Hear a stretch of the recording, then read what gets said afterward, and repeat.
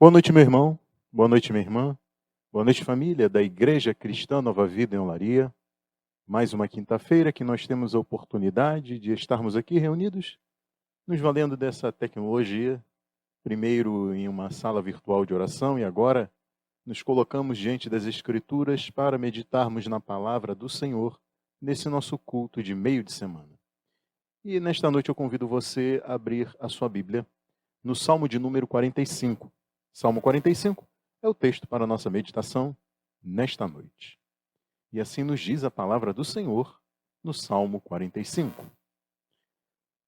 Para o mestre de música, de acordo com a melodia, os lírios dos coraitas, poema, cântico de casamento. Este é o título deste Salmo 45. E assim nos diz a palavra do Senhor. Com o coração vibrando de boas palavras, recito os meus versos em honra ao rei. Seja minha língua como a pena de um hábil escritor. És dos homens o mais notável. Derramou-se graça em teus lábios, visto que Deus te abençoou para sempre. Prende a espada à cintura, ó poderoso. Cobre-te de esplendor e majestade. Na tua majestade cavalga vitoriosamente, pela verdade, pela misericórdia e pela justiça. Que a tua mão direita realize feitos gloriosos. Tuas flechas afiadas atingem o coração dos inimigos do rei. Debaixo dos teus pés caem as nações. O teu trono, ó Deus, subsiste para todo sempre. Cetro de justiça é o cetro do teu reino. Amas a justiça e odeias a iniquidade. Por isso Deus, o teu Deus, escolheu-te dentre os teus companheiros, ungindo-te com óleo de alegria. Todas as tuas vestes exalam aroma de mirra, aloés e cássia. Nos palácios adornados de marfim ressoam os instrumentos de corda que te alegram. Filhas de reis estão entre as mulheres da tua corte. À tua direita está a noiva real, enfeitada de ouro puro de Ofir. Ouça, ó filha, considere e incline os seus ouvidos. Esqueça o seu povo e a casa paterna. O rei foi cativado pela sua beleza. Honre-o, pois ele é o seu senhor. A cidade de Tiro trará seus presentes. Seus moradores mais ricos buscarão o seu favor. Cheia de esplendor está a princesa em seus aposentos, com vestes enfeitadas de ouro. Em roupas bordadas é conduzida ao rei, acompanhada de um cortejo de virgens. São levadas à tua presença. Com alegria e exultação são conduzidas ao palácio do rei. Os teus filhos ocuparão o trono dos teus pais. Por toda a terra os farás príncipes. Perpetuarei a tua lembrança por todas as gerações. Por isso, as nações te louvarão para todo o sempre. Curve sua cabeça. Vamos orar. Senhor Deus e Pai, nós te agradecemos por esta noite. Louvamos o teu nome e bendizemos a ti pela oportunidade que nos concede de podermos abrir as Escrituras e meditar na tua palavra. Neste Salmo 45, inspirado pelo teu Espírito, que trata do amor e do matrimônio. Ó Deus, nós pedimos que o teu Espírito fale conosco através deste Salmo, revelando a ti, ó Deus, Todo-Poderoso, e a Cristo, aquele que desposará a tua igreja, a tua noiva. Oramos e pedimos isso, que nós possamos aprender sobre o amor, sobre o matrimônio, sobre a relação de Cristo com a tua igreja. Nós pedimos isso em nome de Jesus. Amém. Bom, meus irmãos, minhas irmãs, como vocês já devem ter percebido, tanto pelo título quanto pelo conteúdo deste Salmo 45, este salmo é muito diferente de todos os que nós vimos nesta série de pregações até aqui. Assim como os Salmos 42, 43 e 44, este Salmo 45 ele também está associado aos coraitas. A família de levitas que serviam como porteiros do templo e também como eram cantores que formavam um coral dedicado à adoração a Deus no templo do Senhor em Jerusalém. Bom, o salmo que nós acabamos de ler, ele tem como tema o casamento de um rei de Israel. Outras traduções para o título que encabeça este salmo registram o seguinte: ouça, ao regente do coro, de acordo com a melodia, os lírios Dos filhos de Corá, poema didático, uma canção matrimonial. Outra tradução diz o seguinte: ao regente do coral, canção de amor para ser cantada com a melodia Lírios, salmo dos descendentes de Corá. Então, como nos salmos anteriores dos coraitas, esse também é um salmo didático, o que nos leva a concluir que a sua composição tem algo a nos ensinar. E o tema tratado neste salmo é o amor e o matrimônio. Então, esse salmo ele tem algo a nos ensinar sobre o amor e o casamento. O que nos leva a pensar por que um poema sobre o casamento de um rei de Israel estaria entre os salmos do saltério. O que um casamento tem a ver com a revelação de quem Deus é para ter sido inspirado pelo Espírito Santo e fazer parte das Escrituras Sagradas? Bom, nesta noite nós vamos responder a estas perguntas ao longo desta pregação. E considerando a letra desta composição, supõe-se que este salmo ele tenha sido composto para um dos casamentos do rei Salomão, filho de Davi. Salomão, que amou muitas mulheres estrangeiras e casou-se com 70 princesas e teve 300 concubinas. É isso mesmo que você acabou de ouvir? Salomão, ele casou-se 70 vezes e ainda constituiu 300 concubinas. E eu destaco isso porque este salmo mostra que o rei de Israel foi cativado pela beleza de uma princesa estrangeira. Porém, há neste salmo outros aspectos que não podem ser assim plenamente identificados com o reinado de Salomão ou com o reinado de qualquer um outro dos reis que o seguiram na sua descendência. O rei retratado aqui, ele é comparado com Deus assentado em seu trono. O alcance da sua dinastia e da influência deste rei nunca foi visto na história dos reis de Israel. Até nações estrangeiras são retratadas, louvando a memória deste rei para todo sempre. Então, ainda que Salomão seja o provável rei descrito neste salmo, não há na história de Israel quem possa se candidatar para ser o rei celebrado neste Salmo 45 em toda a sua plenitude. A não ser um descendente de Davi, a quem uma multidão certa vez foi ao encontro dele na entrada de Jerusalém, celebrando a sua chegada e dizendo: Hosana, bendito é o que vem em nome do Senhor, bendito é o rei de Israel. E é isso que nós veremos nesta noite. Só que antes de continuar neste tema e nesta exposição, observe comigo que este salmo ele está estruturado da seguinte forma.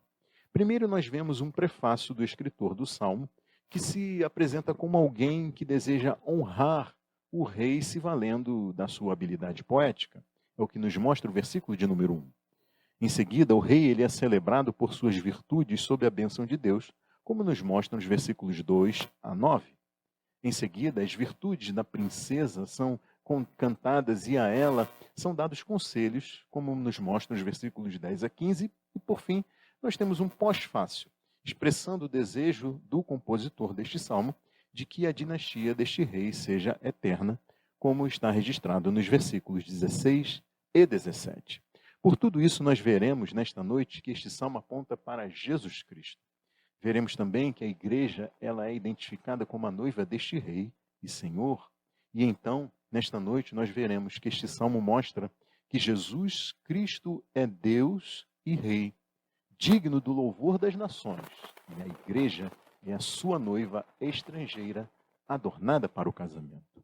Veremos nesta noite que Jesus Cristo é Deus e Rei, digno do louvor das nações, e a igreja é a sua noiva estrangeira adornada para o casamento. E começaremos vendo isso, observando que o rei é por natureza gracioso e está sob a bênção eterna de Deus, como nos mostra o versículo de número 2. Vejam vocês que o compositor do Salmo afirma neste versículo 2 a natureza singular deste rei ao registrar o seguinte, veja aí comigo na sua Bíblia. És dos homens o mais notável, derramou-se graça em teus lábios, visto que Deus te abençoou para sempre. O compositor descreve o rei como alguém que se destaca entre os demais homens do seu tempo. Algumas traduções dizem que este rei é o mais belo de todos, que ele é o mais formoso dos filhos dos homens e que ele é o mais bonito de todos os homens. Então, a notória beleza do rei meus irmãos e minhas irmãs, neste salmo, ela não é apenas externa, porque palavras graciosas fluem dos lábios desse rei. E se a boca fala aquilo que enche o coração, então este salmo está dizendo que a notoriedade deste rei vai muito além da sua beleza física. Este rei não é só um cara lindo com um corpo sarado trabalhado no crossfit. Graça, bondade, favor e misericórdia marcam o caráter deste rei a tal ponto que ele se destaca dentre os demais homens. Por outro lado, nós podemos entender também que a graciosidade deste rei vem do Senhor Deus Todo-Poderoso. Conforme outra tradução para este versículo 2, nós vemos o seguinte: és dos seres humanos o mais notável, derramou-se graça em teus lábios, visto que o Altíssimo te abençoou para sempre. Ou seja, é pelo fato de Deus ter abençoado este rei que ele se mostra tão gracioso, tão notório entre os demais homens. Agora vejam o que os versículos 3 a 5 mostram, que a bênção de Deus ela é vista no poder, no exercício deste poder em nome da verdade, com misericórdia e justiça, e nas vitórias deste rei sobre os seus inimigos. E eu convido você a ler novamente comigo esses versículos 3 a 5, que dizem assim: prende a espada à cintura, ó poderoso, cobre-te de esplendor e majestade. Na tua majestade, cavalga vitoriosamente pela verdade, pela misericórdia e pela justiça. Que a tua mão direita realize feitos gloriosos. Tuas flechas afiadas atingem o coração dos inimigos do rei. Debaixo dos teus pés caem nações. Então vejam comigo que o poder deste rei, ele se expressa no seu esplendor e majestade. Agora, de nada adiantaria tanto poder se tal poder servisse apenas para o benefício desse rei. Tamanho poder seria então tirania e vilania se este rei usasse sua força de forma egocêntrica, injusta, corrupta e opressora.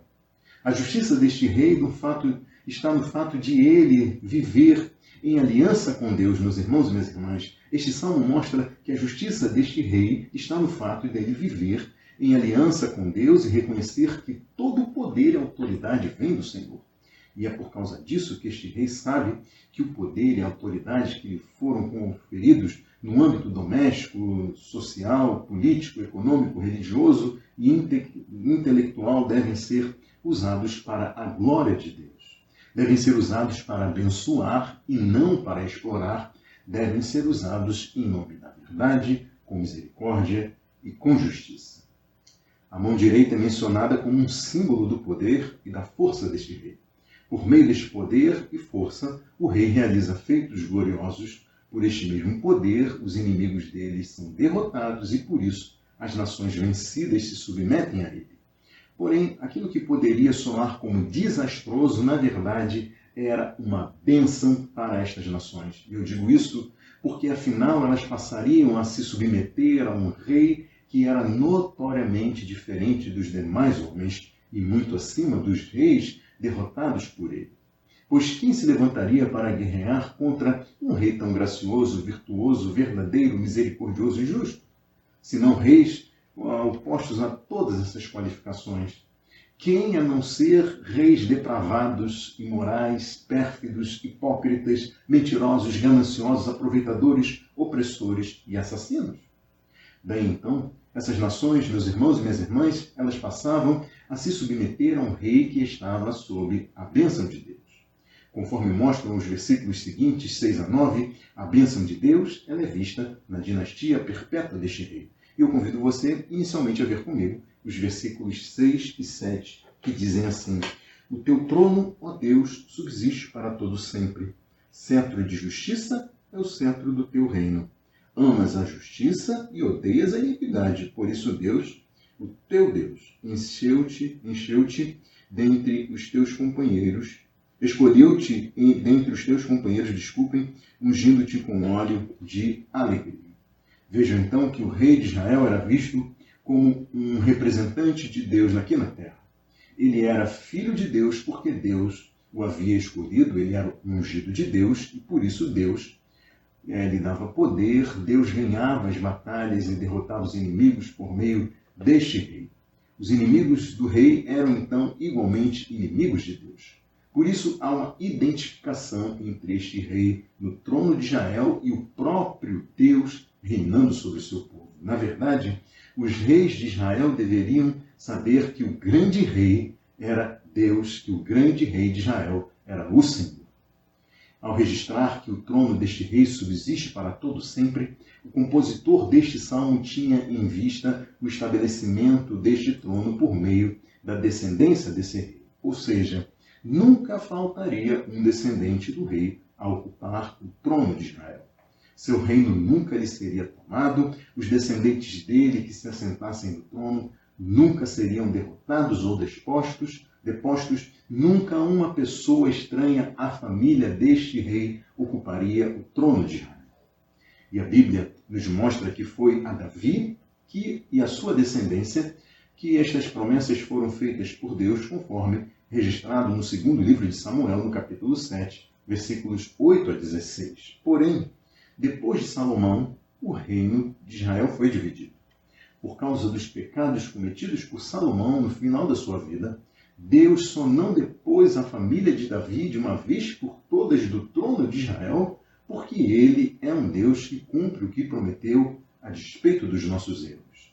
Diferente daquilo para o que aponta este salmo, as mulheres estrangeiras com quem Salomão se casou não foram, assim, uma bênção para a vida dele.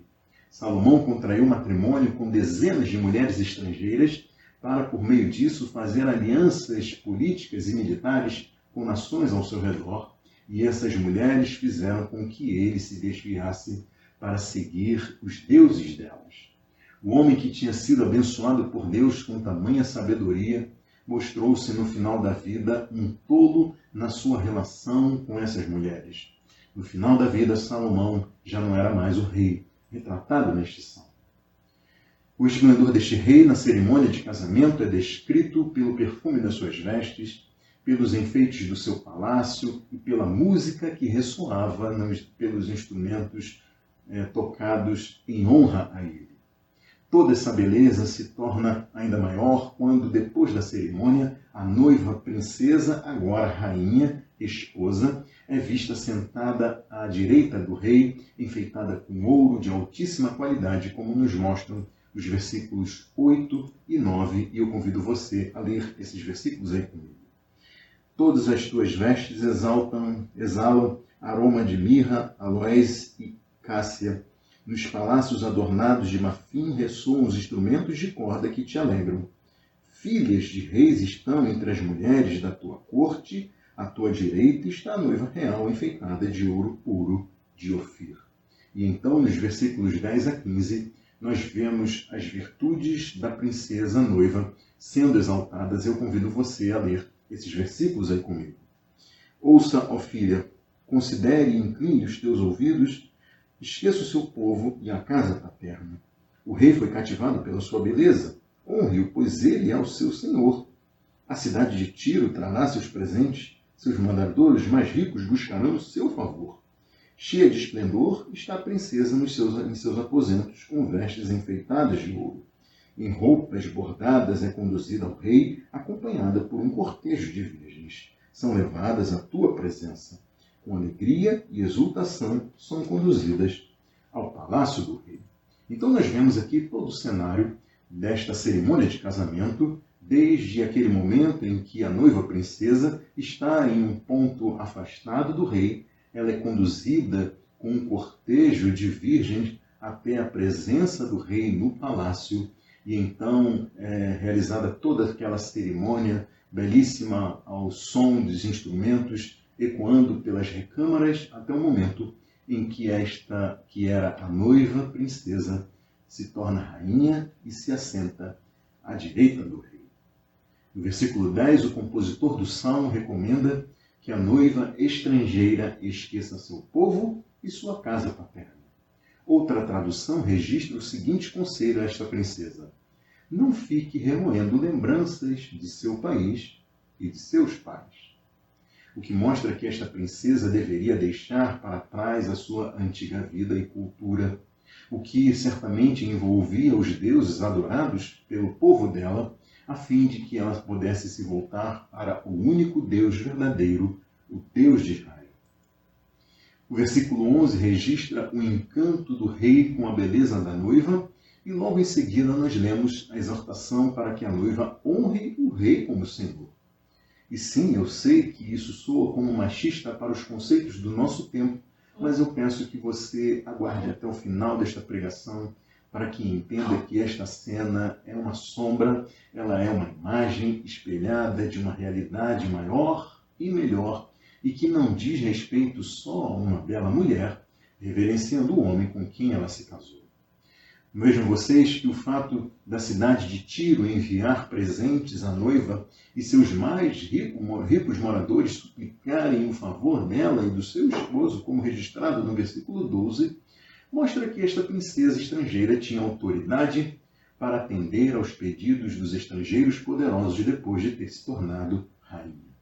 E daí no final do salmo nós temos um pós-fácil expressando o desejo do compositor para que a dinastia deste rei fosse eterna, como nos mostra aí o versículo de número 16, que registra o seguinte: os teus filhos ocuparão o trono dos seus pais, por toda a terra os farás príncipes. E o salmo então se encerra no versículo 17, com uma nota que destaca as nações, tributando louvores ao rei para todo sempre. E assim nos diz o versículo 17, perpetuarei a tua lembrança por todas as gerações, por isso as nações te louvarão para todo o sempre. Meus irmãos e minhas irmãs, conforme vimos, o título identifica este salmo como uma composição didática. Este salmo também é um cântico de amor, é uma canção matrimonial, portanto, este salmo tem algo a nos ensinar sobre o amor e o casamento. E ter um salmo tratando sobre este tema só mostra que Deus ele deve ser envolvido em todas as coisas que nos dizem respeito ao longo da nossa vida. E nesse contexto, isso não deveria surpreender, afinal foi Deus quem celebrou o primeiro casamento na história do mundo. E é sobre o amor e o matrimônio que eu quero falar com vocês agora, especialmente tendo em vista os jovens que pensam em um dia contrair matrimônio, casar com um homem, no caso das moças, e com uma mulher, no caso dos rapazes. Vejam que este salmo ele destaca a beleza do rei e da noiva, porém, como eu disse, tanto ele quanto ela não são apenas pessoas lindas fisicamente. A beleza do rei está no fato de que ele é notável pela bênção de Deus sobre a sua vida, pela expressão desta bênção naquilo que ele diz e por suas atitudes que demonstram o zelo dele pela verdade, misericórdia e justiça. Ele é um homem viril, mas não usa sua força para poder e para obter, não usa sua força e seu poder com propósitos reprováveis. Ele é um homem honrado que vive em aliança com Deus e é por isso que ele ama a justiça e odeia a iniquidade, ele ama o bem e odeia o mal. Já a rainha é alguém que sabe a posição honrada que ocupa ao lado do seu esposo. Ela é uma pessoa capaz de atender aos que lhe buscam, aos que lhe procuram em busca de seu favor. Ela honra o seu esposo como seu Senhor. É isso que nos mostra este salmo. E com isso nós aprendemos que a Bíblia ela coloca o caráter do homem e da mulher como os aspectos mais importantes para o casamento, não a beleza física. Um coração belo é mais importante do que um rosto belo no matrimônio. Meus irmãos e minhas irmãs, jovens e adolescentes, ouçam bem isso. E eu digo isso para as moças para que as moças possam agir de forma diferente do conceito comum deste mundo, e o que deve direcionar a sua busca por um homem para o casamento é o quanto este homem demonstra por seus pensamentos, palavras e ações que ele vive em aliança com Deus e o quanto ele ama o bem e odeia o mal, conforme Deus ordena na sua palavra. E o mesmo, meus irmãos e minhas irmãs, valem para os rapazes que buscam uma mulher para se casar. Olhem não apenas para a beleza física desta mulher, mas sim para o quanto ela honra o Deus que tem, ou que ela deve ter aliança com ele. O prazer físico obtido por meio do sexo, é uma bênção para o casamento e não é desprezado neste salmo sobre o amor e o matrimônio. Os filhos são bênção do Senhor para o rei e a rainha, e esses príncipes e princesas devem andar nos caminhos honrados do pai e refletir a beleza do caráter aprovado da mãe. Dessa forma, este salmo aponta para o princípio de que os filhos são os discípulos especiais do casal. Ainda que seja muito triste nós vermos filhos chegando à juventude e rejeitando a criação que lhes foi proporcionada nos caminhos do Senhor. Bom, vejam o que eu estou dizendo, essas coisas para que você que pretende se casar perceba que o casamento é um projeto de Deus que tem propósitos além da sua felicidade e prazer, meu caro jovem, minha adorável moça. Sim, você pode ser feliz e gozar dos prazeres do casamento, porém deve saber que o casamento é mais do que a busca da sua felicidade individual. O casamento é mais a busca da felicidade de outras pessoas, do seu cônjuge e dos seus filhos e filhas, e até mesmo, pense comigo, da sociedade. Da sociedade em geral, porque uma sociedade é abençoada por filhos e filhas discipulados conforme tudo que Jesus nos ensinou. E esse é o seu papel no casamento. Por isso eu digo que o casamento é mais doação do que apropriação. É mais doação de si para outro e outros do que apropriação para si de algo que não pode ser encontrado plenamente em outro ou em outros. Isso porque a pessoa com quem você vai se casar, ela é tão limitada e falha quanto você. Ela é tão dependente da graça de Deus quanto você. É alguém que luta contra a sua velha natureza tanto quanto você.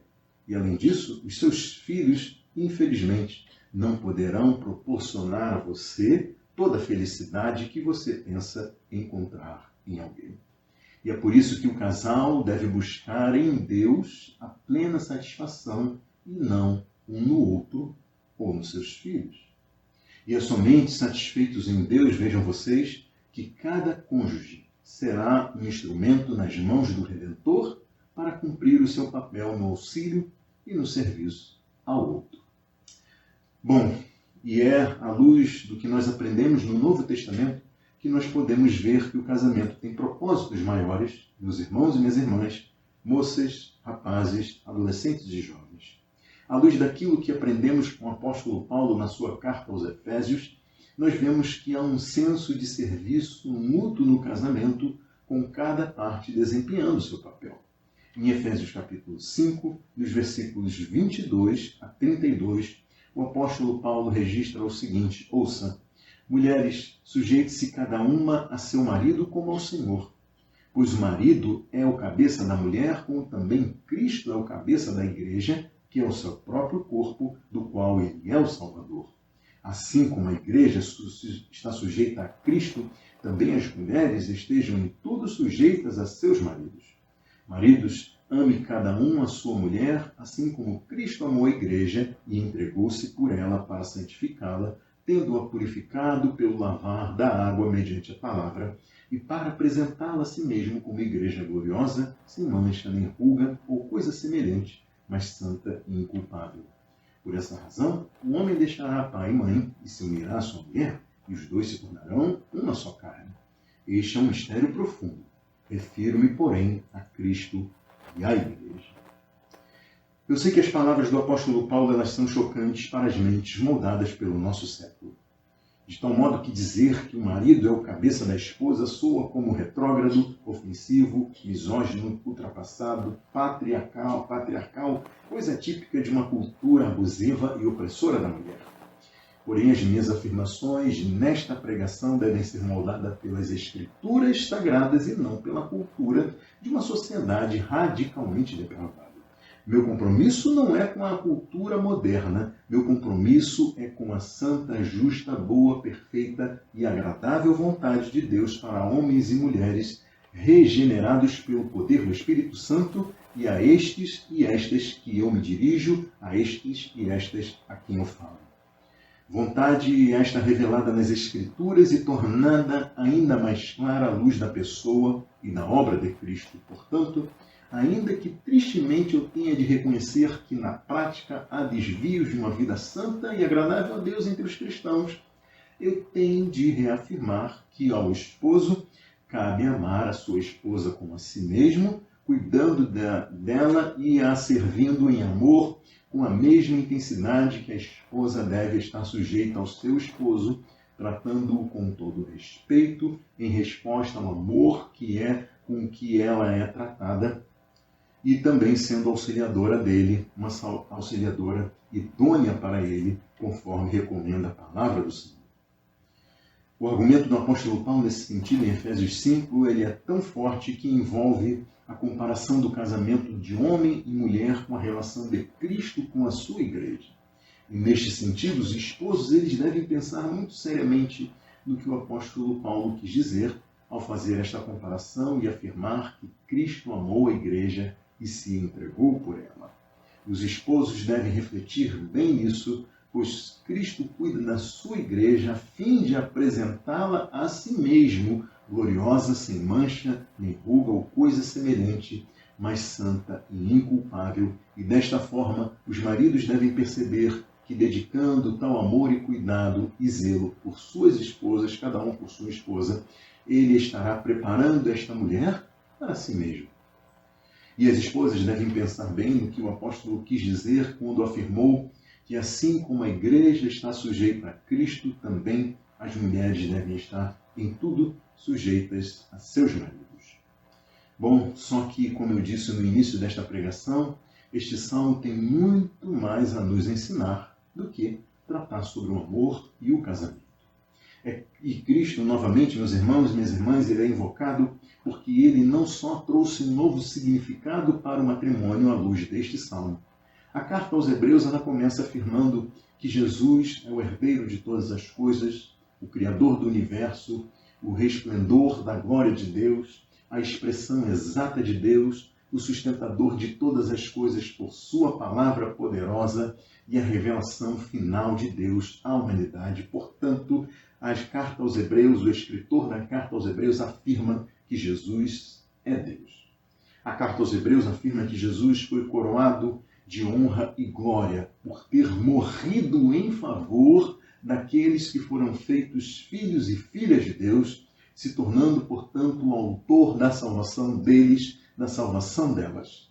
Ele está coroado de honra e glória, assentado à direita da majestade nas alturas, é o que afirma a carta aos Hebreus. Depois que ressuscitou, Jesus ascendeu ao céu com prova de sua exaltação, glorificação, coroação e vitória sobre o pecado, o diabo e a morte. E é por isso que a carta aos Hebreus afirma que por sua morte Jesus derrotou aquele que tem o poder da morte, isto é, o diabo, e libertou aqueles que durante toda a vida estiveram escravizados pelo poder da morte. Por meio do seu sacrifício, Jesus desvia e remove a justa ira de Deus sobre os pecados daqueles que se arrependeram e creram nele. Seu sacrifício, então, propicia o perdão e a remoção de toda a condenação que pairava sobre aqueles e aquelas que o recebem como Salvador e se submetem a ele como Senhor de suas vidas. Este é Jesus, o Nazareno, o homem da linhagem do rei Davi conforme a sua descendência humana. Ele é o cumprimento das antigas profecias sobre o Cristo, ele é o Rei eterno, tanto que o escritor da carta aos Hebreus aplica os versículos 6 e 7 do Salmo 45 a Jesus e registra o seguinte em Hebreus capítulo 1, versículos 8 e 9. O teu trono, ó Deus, subsiste para todo sempre. Cetro de equidade é o cetro do teu reino. Amas a justiça e odeias a iniquidade. Por isso Deus, o teu Deus, escolheu-te dentre os teus companheiros, ungindo-te com um óleo de alegria. Então, meus irmãos e minhas irmãs, esse Salmo 45, ele fala sobre Jesus. Aquele que causava admiração nas pessoas que o viam como diferente dos demais homens, tanto entre os seus irmãos na carne, quanto entre as autoridades religiosas judaicas. Jesus é aquele que não veio para ser servido, mas para servir e dar a sua vida em resgate de muitos. é aquele que não buscou seus próprios interesses e sim os dos outros.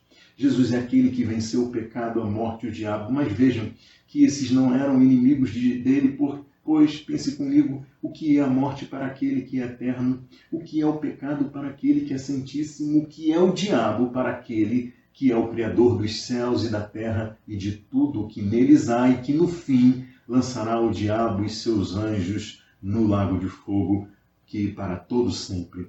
Estes são, portanto, os nossos inimigos e não os inimigos de Jesus. Por isso, ele os venceu, mas os venceu por nós e para nós. Jesus é aquele que foi visto pelo profeta Isaías, assentado em um alto e sublime trono, cuja aba da sua veste enchia o templo e a sua glória enchia toda a terra. Ele estando cercado por anjos que diziam: Santo, Santo, Santo é o Senhor dos exércitos. Ele é o caminho, ele é a verdade, ele é a vida. Jesus é aquele que tem um nome que está acima de todo nome e diante do qual todo joelho se dobrará e toda língua confessará que ele é o Senhor. Jesus é aquele que foi reconhecido como o Rei dos Judeus. Jesus é o grande Rei de Israel, ele é o Senhor da Igreja. E como nós já vimos, a Igreja é identificada pelo apóstolo Paulo na sua carta aos Efésios como sendo a noiva de Cristo. Igreja que passou por uma transformação, que foi regenerada e que a cada dia é incentivada a despir-se da sua velha natureza e revertir-se de uma nova natureza conquistada em Cristo. Igreja que é adornada por Cristo, que amou sobremaneira. Igreja que será conduzida até Ele santa, pura, gloriosa, sem mancha, nem ruga, nem coisa semelhante, mas santa e inculpável. E daí o deslumbre visto na noiva que é conduzida ao Rei, neste Salmo 45 que nós lemos, será um dia visto na igreja, quando ela for conduzida a Jesus, como mostra o livro de Apocalipse, que registra: Aleluia, pois reina o Senhor, o nosso Deus, o Todo-Poderoso. Regozijemo-nos, vamos alegrar-nos e dar-lhe glória, pois chegou a hora do casamento do Cordeiro e a sua noiva já se aprontou. Para vestir-se foi-lhe dado linho fino, brilhante e puro. O linho fino são os atos justos dos santos. Na verdade, é sobre este casamento que o Salmo 45 fala de forma profética, meus irmãos e minhas irmãs, semelhante à noiva deste Salmo. As vestes deslumbrantes da igreja, como registrado em Apocalipse 19, são os atos justos dos santos. O ouro puro e precioso que adorna são a santidade dos crentes fiéis ao seu Senhor, diante de quem eles se rendem e a ele tributam honra, glória e louvor. A igreja é uma noiva estrangeira, porque não são apenas os descendentes de Israel que a constituem, mas sim pessoas de toda tribo, língua, povo e nação. E eu digo isso porque Jesus é aquele celebrado nos cânticos de Apocalipse, capítulo 5, que dizem: Pois foste morto e com teu sangue compraste para Deus gente de toda tribo, língua, povo e nação. Tu os constituíste reino e sacerdotes para o nosso Deus, e eles reinarão sobre a terra. E assim como este Salmo 45 descreve a rainha estrangeira reinando ao lado do rei, assim será com a igreja. Meus irmãos e minhas irmãs, Jesus já veio como um servo humilde e sofredor, mesmo sendo o Rei da Glória. Mas um dia ele há de voltar, ele há de reinar neste mundo, ele há de ser visto vindo com os anjos do céu. E quando este dia chegar, serão ouvidas fortes vozes no céu dizendo: o reino do mundo se tornou de nosso Senhor e do seu Cristo, e ele reinará para todo sempre. E eu concluo esta mensagem dizendo a você que ainda não se arrependeu e creu em Jesus, que ainda não reconheceu como seu Salvador, que ainda não recebeu como Senhor, rendendo-se diante dele. Se você ainda não fez isso, meu amigo, minha amiga, não perca esta oportunidade. Arrependa-se e creia e receba de graça a vida eterna como um presente imerecido por meio da fé somente nele. Curve sua cabeça, vamos orar. Senhor Deus e Pai, nós te agradecemos nesta noite pela tua palavra, Senhor, por este Salmo 45, ó Deus. Te agradecemos porque Jesus Cristo é o nosso Rei. Ele é o Senhor da igreja. E nós um dia estaremos ao seu lado. Lançaremos as nossas coroas aos teus pés, Senhor, e daremos a ti toda a glória. Reinaremos contigo, Senhor, ao teu lado, e viveremos para sempre, para a glória do Senhor. Aleluia. Louvado seja o teu nome. Que teu Espírito possa falar aos nossos amigos e amigas que, ouvindo esta mensagem, se arrependam e creiam em Cristo Jesus, para que tenham a vida eterna e não amarguem a morte eterna junto com o diabo e os seus demônios. Meu irmão, meu amigo, minha amiga, arrependa-se e creia nesta noite. Confesse seus pecados ao Senhor e o declare como Salvador da sua vida. Isto é o que eu oro e peço a Ti, ó meu Deus, em nome de Jesus. Amém e amém. Boa noite, meu irmão, boa noite, minha irmã, boa noite, meu amigo, minha amiga, e até semana que vem, se Deus assim nos permitir.